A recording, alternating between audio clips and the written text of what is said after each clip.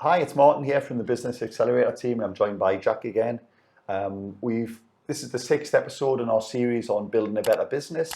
And last time we talked specifically about embracing change. You've got to be careful with the change, I suppose, Jack. How do we know if change is good or bad? Well, I suppose ultimately you should really be monitoring the whole time. The things that are really important to you and your business, you should be really measuring those. There's no point going out there and kind of changing everything, throwing the baby out of the bathwater if you didn't really have a starting point to be really measuring against. So that's why it's so important to have this kind of monitoring framework in place before you're making those initial changes. Exactly, I suppose are you saying therefore you've got to be able to see whether the change succeeded, whether it actually achieved the thing you're trying to do. So if you're trying to improve conversion rate on sales leads that come in via the website, you need to know what your actual conversion rate is before you can then try and make it better or worse. Yeah, absolutely. Otherwise, you're just guessing. Yeah. It might feel like it's worked, but has it actually worked? Mm-hmm. Yeah, gut feelings are a great thing, and I'm sure a lot of business owners swear by them, but sometimes you need some cold hard data behind it. And yeah, if you haven't got that starting point, then there's not much point kind of taking on the lessons that we talked about, in the last session. And I suppose it's quite important that you're monitoring or measuring, for want of a better word, the right things. If you're trying to improve customer satisfaction, that's the thing you should measure.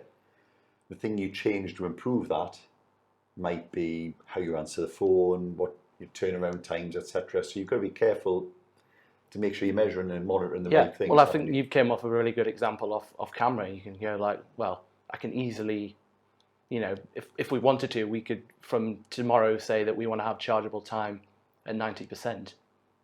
Go away and do that. We can achieve that, but will that really affect ultimately the goal that we have in mind of improving customer service? Probably not, but it's an easy thing to monitor. Yeah. And sometimes it's not. It's all well and good having something to monitor for monitor's sake, but you really want to be looking at the stuff that's important to the business and driving that change that you want. Actually, it's two good things there. So in case your professionals use chargeable time, but your measure could be, well, how many pots have you made? How many tables have you assembled? And if you just say, look, put as many together as you can, people will just start cutting corners to just hit that single goal, but you'll get loads of returns. So you've got to measure. You've got to make sure you're measuring everything that's important and relevant. But you also just touched on something else there. If you're measuring something, you've got to make sure you're using that data. You might want to know how many bottles of Tipex are used in an office, but does it really matter? It's you've got to be careful not to measure too much as well, haven't you? Oh yeah, there's so much where you can just be completely overwhelmed by data, and there's fantastic bits of software out there which all of our clients use. Some industry specific stuff, and you just kind of ask them like, well, what reports do you use? And they can have thousands of reports, and the people that have learned are like, well, I actually only look at this, this, and this. The other people that are maybe using the software for the first time are just like, well, I don't even know where to start. I don't even know what I need to be doing. Yeah.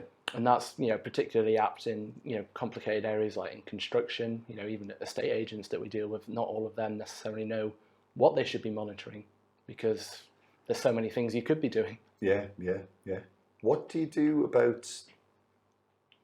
Let's say you're measuring something, it goes well. I'm always conscious. You mentioned a couple of things there. Estate agents are great at giving commission to people when they do something well. How do you be careful? How do you ensure that you're not focusing your team in the wrong place just because they'll get that 50 quid commission or that intro or they'll win the voucher for the? It's important not to kind of like buy the wrong kind of effort, isn't it? Yeah, definitely. And it's the carrot and the stick. And there's also a question of at what point in time is that carrot, hit it? Is it?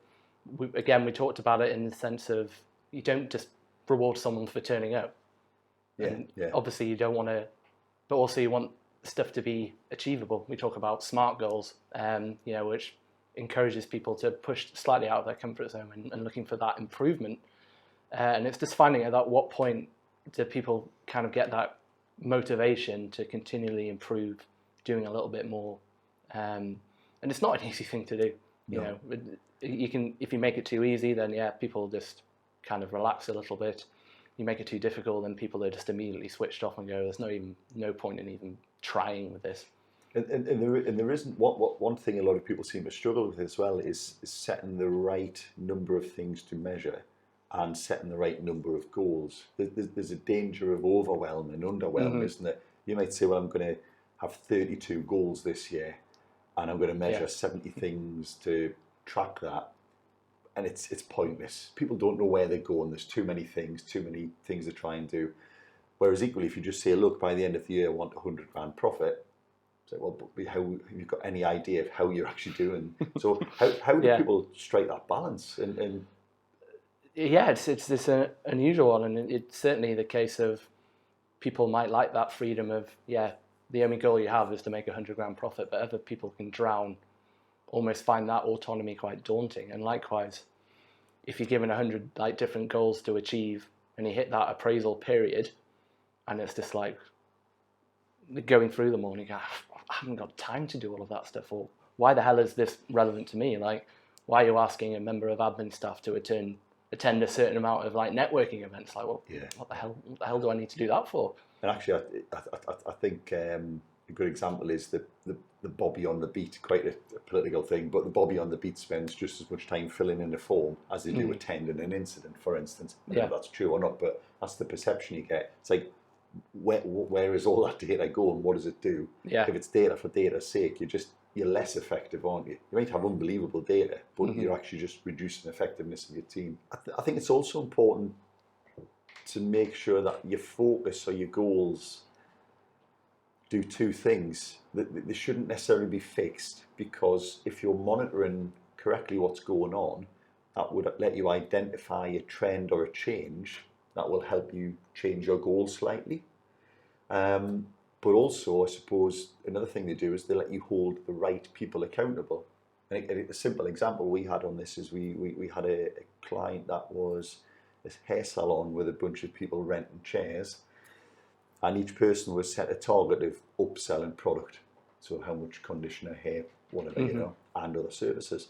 But they didn't actually have any way of measuring. The till just said, shampoo was sold. They didn't say who had sold it, if that makes sense. So we actually brought in a very simple system of making sure you logged into the till as you made the sale. And all of a sudden you could see that there was basically one person selling all of the product and the other three were doing none of it. So that was really good data and quite apt.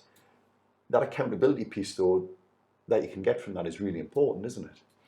Yeah, absolutely. The what I've certainly found in terms of dealing with clients on the accountability front, and also there's also the number of goals that we've just talking about as well, is that just focusing on encouraging business owners not to, again, change too quickly, focus on all of the issues all at once, and it's just kind of splitting it down into smaller, manageable pieces, and ultimately coming out of an action, like a tangible action point where it's actually a physical action has to happen.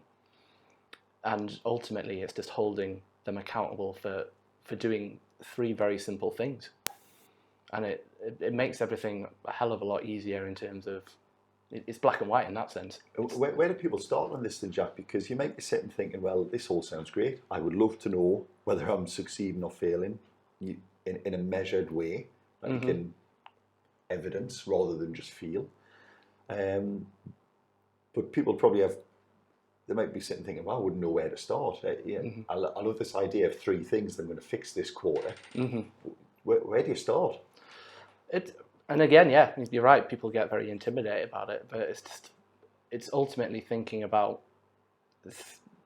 what are the three burning issues within your business right now, or what you're going to be facing next year. Just asking questions like that and going, okay, so what are the issues? What are the issues that we're facing right now?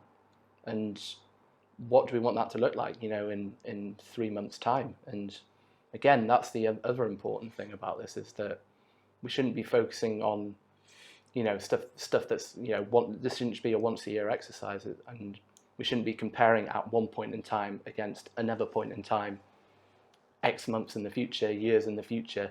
It's looking kind of in these shorter periods, As a continuously, yeah. Like, I think the maximum that we deal with is on like a 90-day basis with clients. So it's a question of again, breaking it down into those smaller, more manageable periods, there's less. Yeah, it takes again that intimidation out of it. It's smaller actions, and yeah, it's just at that point it becomes a hell of a lot easier for yourself if you're holding yourself accountable, or someone else is holding you accountable for it, to say, well, did I do what I say I wanted to do? To close that gap. And I suppose this doesn't necessarily have to be harder or easier if you're a one-person business or 100-strong team, because you set 3 achievable things for each person that's involved, don't you? So the business owner might say, well, I've got to come up with a business plan, some kind of strategy, whatever the headline stuff is, but on the ground, the sales team might have a target of improving sales conversions by 5%, selling 5% more to each purchaser, and then the production line might make 5% more on each product we make. Yeah. And each one of those teams has got a key thing which all feeds back in, and you get a compound effect of all of those little changes, don't you? Absolutely, yeah. And it's just so important that those individual departments have an individual within it that are responsible for it, and they can be held accountable for it. And again, deadlines, so important in kind of this sort of stuff as well. But equally, if you're a one-person business, it's you, and your 3 things will make a big impact because there is only you. Yeah, unfortunately, you don't have the power of delegation when you're dealing by yourself, and it becomes a hell of a lot easier, or more, I would say difficult actually, to hold yourself accountable in those situations, because you're the one, you can easily let yourself off the hook. We've all been there, haven't we? Human nature is pretty good at coming up with really bad excuses why you didn't do something. Yeah, and they sound very plausible, don't they? Oh, absolutely. I'm very good at that. Yeah. Very good at making bad excuses. Yeah, the classic diet starts on a Monday kind of job. Absolutely. Well, it's pointless this week, isn't it? Exactly. We've talked in another video, which we can put a link into, and it wasn't one of the episodes here, but we've talked about the many hats that people wear in business. And if you're a one-person business, you're wearing all of the hats. This might make no sense. Pause up, go back and watch the video, then come back. But if you're wearing all the hats and you're in the factory making the thing, and then you're running the website to sell the thing, you might not have much time for much else. But it is really important, whether you're that one-person business or a 100-strong team, to make sure that there is someone in there who's wearing the hat that does this accountability piece, isn't there? And it's harder if it's you to yourself. But it's really important that you allocate the time to do the strategic planning of where you want to go. You do the boring accountancy bit or the paperwork bit of counting where you are. And then you need someone to come up with the idea of how to change it. And these are all different roles, and you need to allocate the time to do it, really, or allocate people to do it in a bigger organisation, don't you? Yeah. You can't leave these things to chance. Yeah, and that's the joys of a larger organisation, is that you have those other people you can delegate to. But in the case of smaller organisations, one-man bands, it is, it's all well and good saying, but it's just, you have to take the time out to do it. And it is really powerful having someone else there just to, provide that framework, to have the conversation with you. And it's such a powerful thing, because just sitting down, scribbling stuff down on a piece of paper about, what do I want the business to look like? It's exciting. And it's ultimately, it should be. It's the reason why you got into this. So, I don't know if we've talked about this in the last 6 episodes, but one of the things that I was thinking about this week when I saw Prospect is it's quite important not just to get bogged down in the how you do things. Most people walk in and they're faced with problems that are hows. It's like, we need to get that machine working again. How am I going to do that? Very rare do they remember on a daily basis why they started this whole thing in the first place. Yeah. And it might be that you thought, well, I'll go self-employed, I'll have more free time. And you've long forgot that when you're doing 6.5 days a week and then trying to do your records through the night. Yeah, exactly. So I think it's always important to remember why you started it and not just how you're doing it as well, but also where you're trying to go. And if you can't do that yourself, you do need someone who's going to hold you accountable, because the people closest to you often won't, will they? It's not like you can just say, your wife or your husband will do that, because they're also pretty good at making excuses for you as well, aren't they? Yeah. And even when you have employees, they don't necessarily feel like they have that authority or to actually hold you accountable for stuff. Yeah. Yeah, Oh, obviously, I'm the exception for you. You know, I'll obviously hold you accountable for all sorts of stuff. I'm sure you do, Jack. Yeah. But no, you make a good point actually, because and there's a great book on this actually. I think it's called something like The 5 Dysfunctions of a Team, where the MD or the CEO, whatever they call it in this little story in this book. It's a really short book and it's worth a read. Kind of just says, well, is everything going okay? And everyone just goes, oh yes, going great. Mm-hmm. It's just he's not getting proper feedback. He's not getting that thing. So again, Yeah. I think it's important to be humble, ask for proper feedback, get the feedback, and then don't just sack people who give you feedback. Yeah. Take the feedback on board and do something with it. No, I mean, we've certainly, probably at Robson Laidlow, we've had that learning curve of, you know, when you're asking for feedback, you then don't take a huff when you don't get the feedback that you want. Absolutely. You can leave now, Jack. Thank you very much. Because obviously monitoring success, there are lots of places you can choose to measure that. And obviously your team is a good barometer of how things are going, aren't they? Mm-hmm. You know, if your team are leaving late every night, disgruntled, complaining, they never smile when they're at work. They're not having fun whilst working. Something's going wrong, isn't it? Yeah, it's definitely. not just that they're miserable and don't they just might not have the same passion as you. Mm-hmm. But that's the leader's responsibility to get that passion into their team, isn't it? Absolutely. And think, well, no, this is why we're doing it. Come with me, rather than I'm going to make you come with me, you know?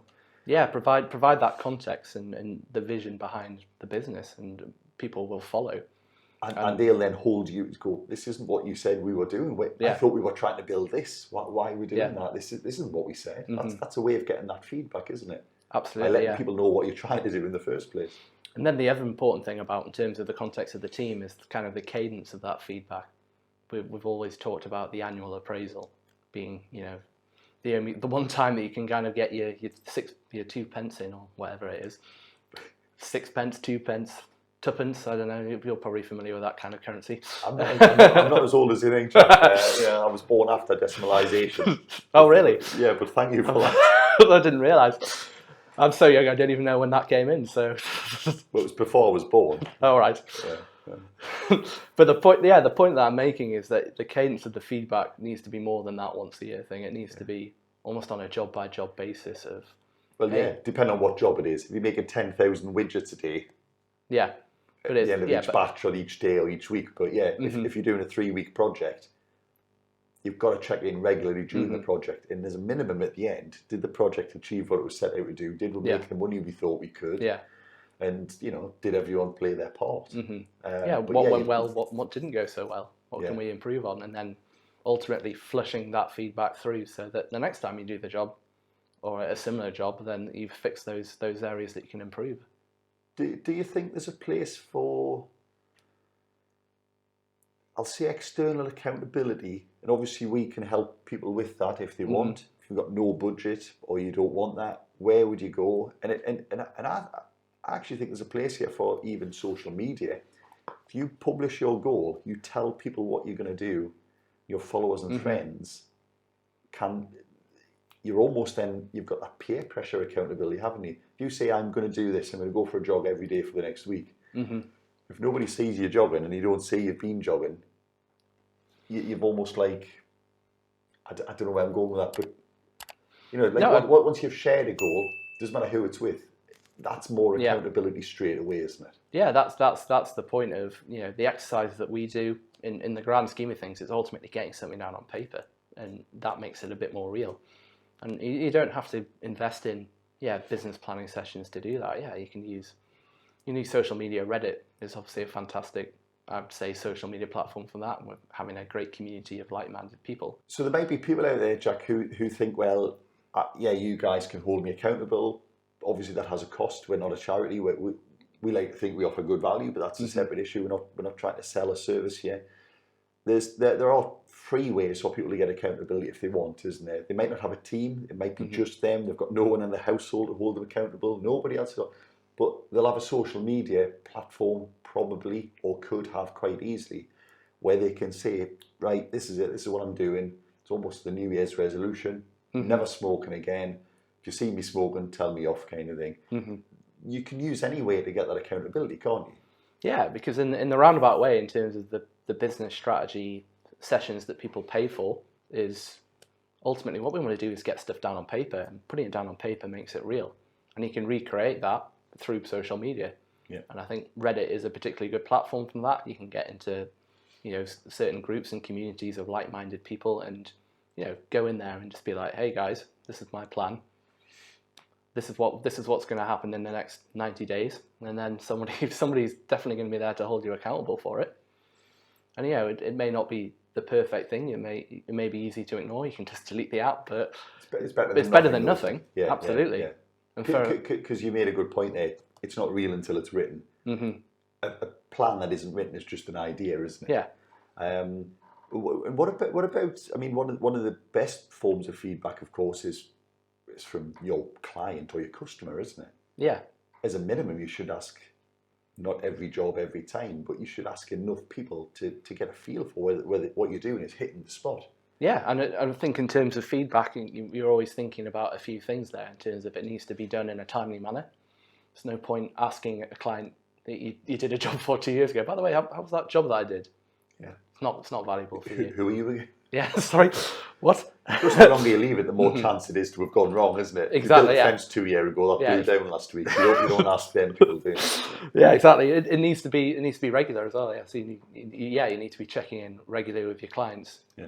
Not with necessarily the same one, but you need to be seeing that your level of service is consistent, across a period of time, across all of your different service lines and across your different clients as well.